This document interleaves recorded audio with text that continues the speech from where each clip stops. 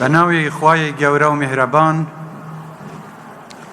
قوتابیانی دەرچووی زەیدە عەزیز مامۆستایانی هێژە بەڕێزان دایک و باوک و کەس و کاری قوتابیان ئامادەبووانێکە دەرگران ئێوارەتان باش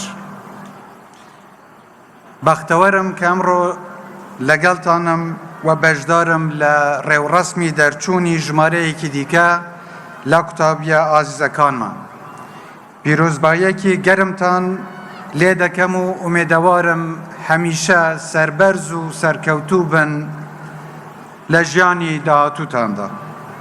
سوپاس و پێزانینم بۆ سەرۆک و ئەنجومەنی زانکۆ و گشت مامۆستایانی زانکۆی سەلاحەددین و هەروە بۆ بەجێگەیاندنی ئەرکەکانیان لە فێرکردن و پێگەیاندنی قوتابیان بە سەرکەوتووی هیوای سەرکەوتن و بەردەوامیتان بۆ دەخوازم.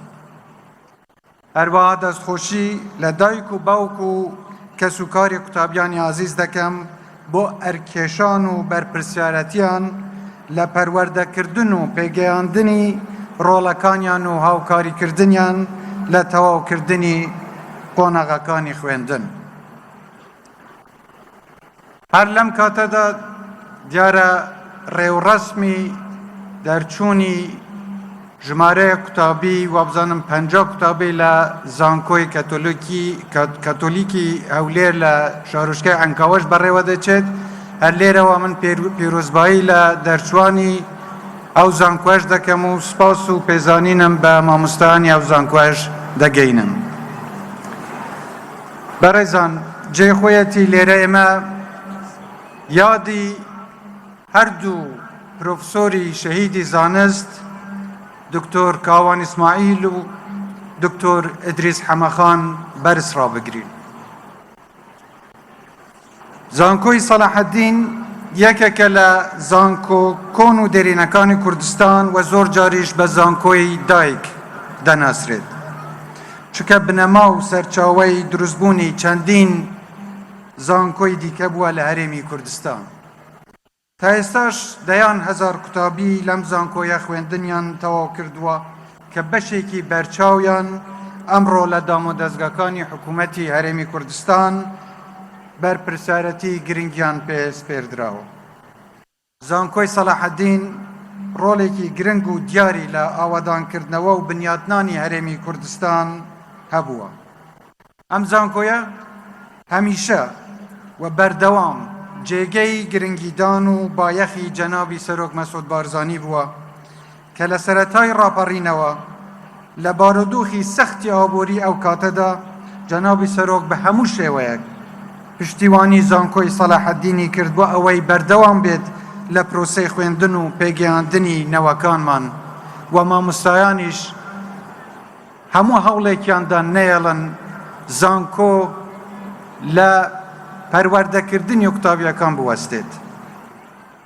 ئامادەبوانی بەڕێز وەک دەزانن لە ساڵانی ڕابردوو خوێندنی باڵا لە هەرێمی کوردستان گەشەکردنی بەرچاوی بەخۆیەوە بینیوە و ئێستا دەیان زانکۆ لە هەرێمی کوردستان هەن. بێگومان هەر یەکیان بە پێی توانا و ئاستی پسپۆری خۆیان ڕۆڵیان هەبووە لە پێشخستنی کەرتی خوێندن و گەشەپێدانی ئابووری لە هەرێمی کوردستاندا.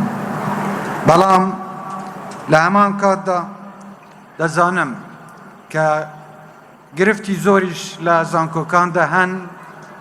زۆر جار پێداویستی زانکۆکان وەکو پێویست لە بەردەست مامۆستا و قوتابیاندا نییە و دەشزانم کە بەتایبەتی ژیانی مامۆستایان ژیانێکی سەخت بووە. بەڵام سەرەڕای ئەوەی کە قوتابیانیش لە 2 ساڵی ڕابردوو بەهۆی هەتای کۆرۆنا و سەختی ژیان و قەیرانی ئابووریش زەحمەتێکی زۆریان بینیوە، بەڵام هەم قوتابیان بە ماندووبوون و شەونخۆنی خۆیان هەم مامۆستایان بە پەروەردەکردن و لە خۆبردن توانیان کە ئەم پرۆسەیە بە سەرکەوتووی تەواو بکەن.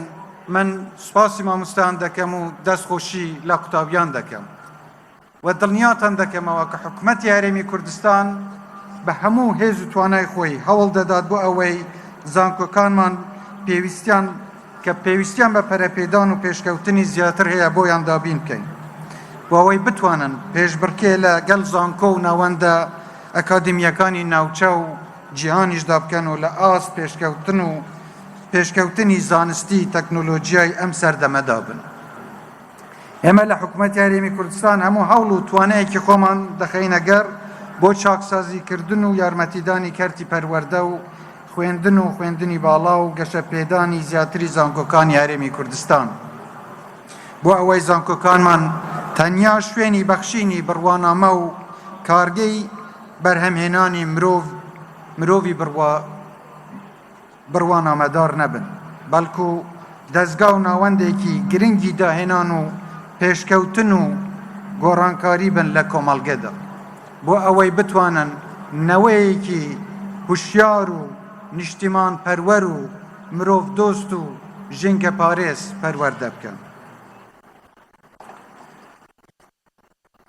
قوتابیانی خۆشەویست، یەکێک لە گەورەترین وانەکان ئەو وانەیە کە مرۆڤ لە ژیان فێر دەبێت و ئەو وانەیەش بەتایبەتی بۆ ئێمەی خەڵکی کوردستان وانەیەکی ئاسان نەبووە و نییە، وانەیەکی سەخت و دژوارە.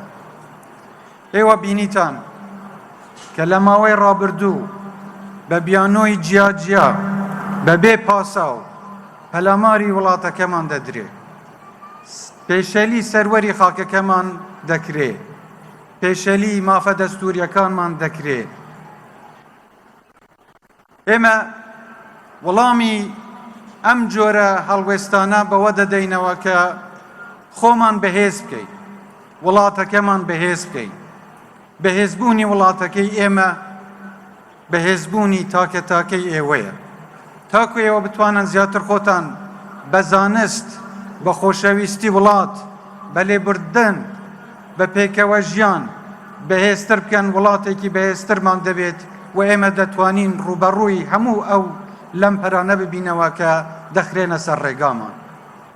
لێرەدا جێخۆیەتی من سەرخۆشی لە کەسوکاری شەهیدانی ڕووداوی دوێنێ بکەم، تەمەنای چاکبوونەوەش بۆ بریندەرەکان دەخوازم.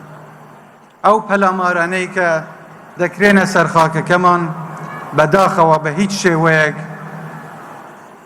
چارەسەری هیچ کێشە و گرفتێک ناکەن. ئێمە گەلێکی ئاشتیخوازی نامانەوێ کێشە بۆ هیچ وڵاتێکی دراوسێ یان بۆ هیچ ناوچەیەکی تر دروست بکەین. پەیامی ئێمە پەیامی ئاشتی و ئازادیە، پەیامی پێکەوە ژیانە، پەیامی ڕێزگرتنە لە یەکتر لەسەر بنەمای ڕێزی بەرامبەر. ئێمە دەمانەوێ وڵاتەکەمان بەرەو پێشەوە ببەین. ئێمە دەمانەوێ بژین، داوا دەکەین. ئەوانەی یارمەتیمان دەدەن سوپاسیان دەکەین و ئەوانەی ناشتوانن یارمەتیمان بدەن لەمپەر نەخەنە سەر ڕێگەی پێشکەوتنمان، چونکە ئێمە بڕیاری ژیانمان داوە، بڕیاری ئەوەمان داوە وڵاتەکەمان ئاوەدان بکەین، بڕیاری ئەوەمان داوە نەوەکانمان بەهێز بکەین بە چەکی زانست، بڕیاری ئەوەمان داوە کە ئێمە بەرەو ئاسوویەکی گەشتر هەنگاو بنین.